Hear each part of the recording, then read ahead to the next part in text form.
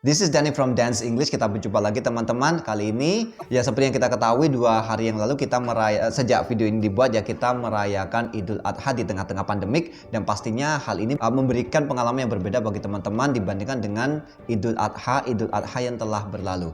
Nah, sembari kita masih PPKM ya, saya akan memberikan kosakata bahasa Inggris yang berhubungan dengan Idul Adha untuk membantu teman-teman sekalian meningkatkan kemampuan bahasa Inggris kalian. Oke, langsung saja. 13 kosakata dalam bahasa Inggris tentang Idul Adha. Yang pertama, nama dari perayaan ini yaitu Idul Adha. Dalam bahasa Inggris kita menyebutnya Eid al-Adha atau Day of Sacrifice. Contoh kalimat. We celebrate Eid al-Adha this year on 20 July. Nomor 2.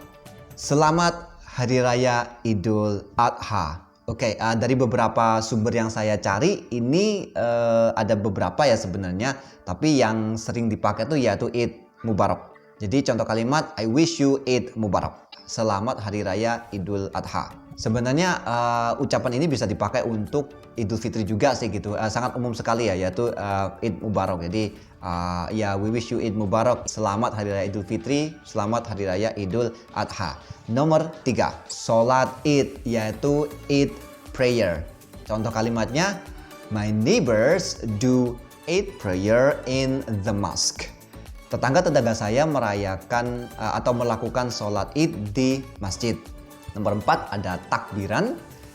Takbiran yaitu kegiatan yang kita lakukan di masjid ya, biasanya dengan mengumandangkan Allahu Akbar. Oke, takbiran dalam bahasa Inggris itu yaitu recitation of God is great. Ya, jadi takbiran yaitu kumandang bahwa Tuhan itu maha besar ya, karena kan artinya dari Allahu Akbar itu kan Allah maha besar ya. Jadi bahasa Inggrisnya adalah recitation of God is great. Contoh kalimatnya bagaimana? People recite God is great in the evening a day before Eid al-Adha. Jadi orang-orang mengumandangkan takbir di malam sebelum Idul Adha. Di sini mungkin teman-teman ada yang bertanya, loh tadi kan bahasa Inggrisnya yaitu recitation of God is great.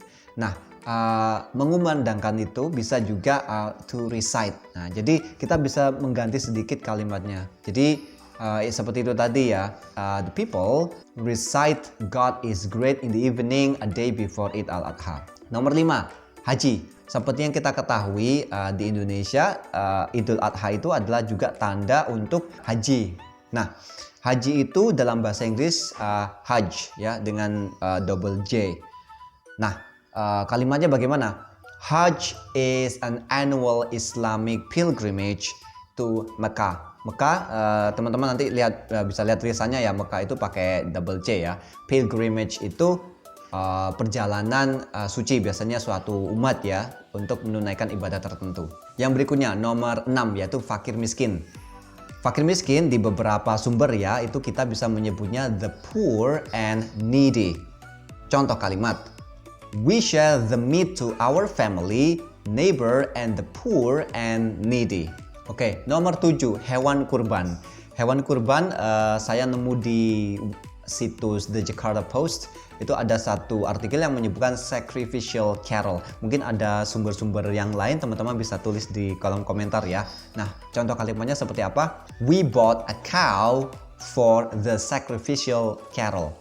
Kami membeli seekor sapi untuk hewan kurban.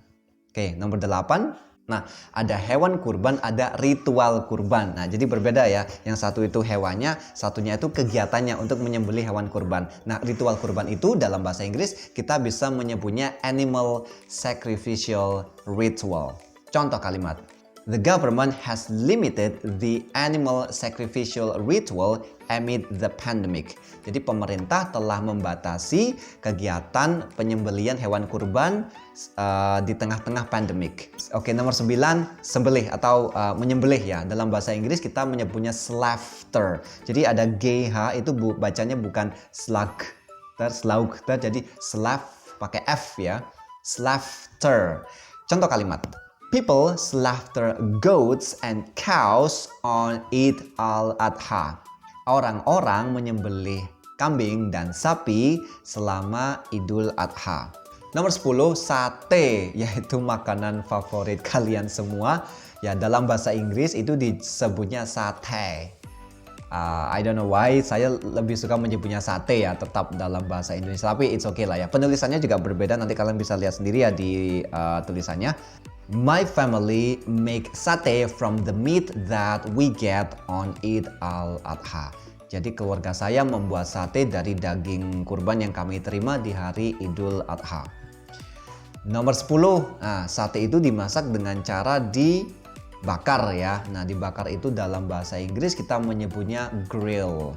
Mungkin kalau teman-teman ingat acara barbecue, ya, acara bakar-bakar. Nah, barbecue is the party ya, nama pestanya. Nah, kegiatan memasaknya itu kita menyebutnya grill. Contoh kalimat, to make sate, to make sate, we have to grill the meat. Untuk membuat sate kita harus membakar dagingnya. Yang berikutnya nomor 12 kita punya Basnas. Basnas itu adalah sebuah organisasi di Indonesia ya. Basnas itu adalah kepanjangan dari Badan Amil dan Zakat Nasional. Di situs The Jakarta Post, karena untuk sumber istilah bahasa Indonesia yang diinggriskan itu saya menggunakan kebanyakan ya The Jakarta Post karena bahasa Inggrisnya bagus sekali dan teman-teman juga bisa mencari istilah-istilah yang berhubungan dengan Indonesia di The Jakarta Post. Oke. Nah, nomor 12 Basnas ya. Dalam bahasa Inggris kita bisa menyebutnya National Alms Agency. Contoh kalimat. The National Alms Agency helps Muslims around Indonesia to deliver canned food to the poor and needy.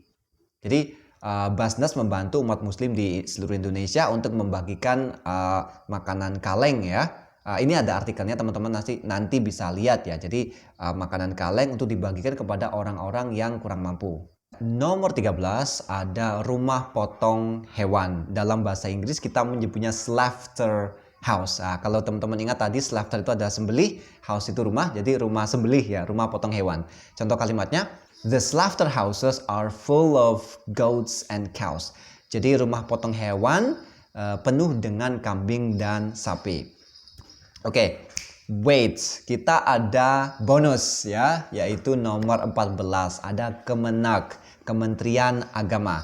Dalam bahasa Inggris kita bisa menyebutnya Ministry of Religious Affairs. Contoh kalimat, the Ministry of Religious Affairs has announced restrictions for Eid al-Adha celebrations to prevent the spread of COVID-19.